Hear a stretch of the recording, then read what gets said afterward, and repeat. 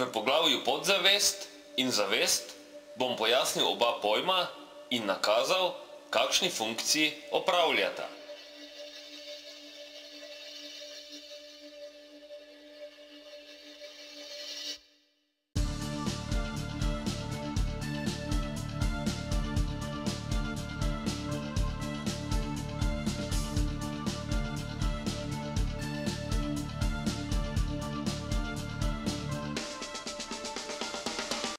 V splošni komunikaciji pogosto prihaja do uporabe izrazov podzavest in zavest.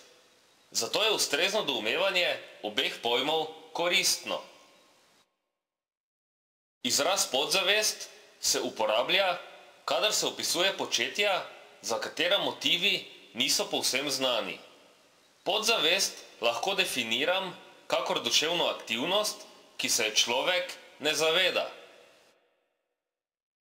Gre torej za aktivnost, ki poteka pod pragom zavedanja in ima učinke.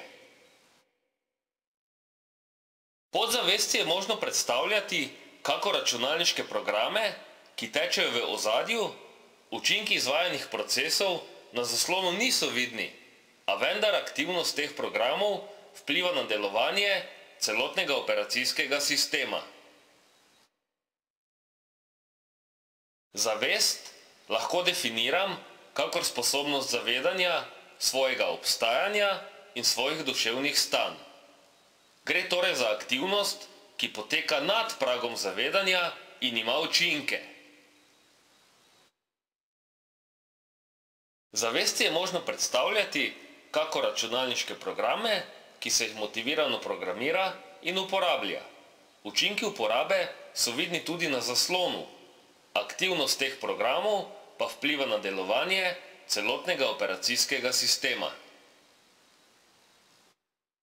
Podzavest in zavest je možno ponazoriti tudi s kletjo, stopnicami in pritličjem.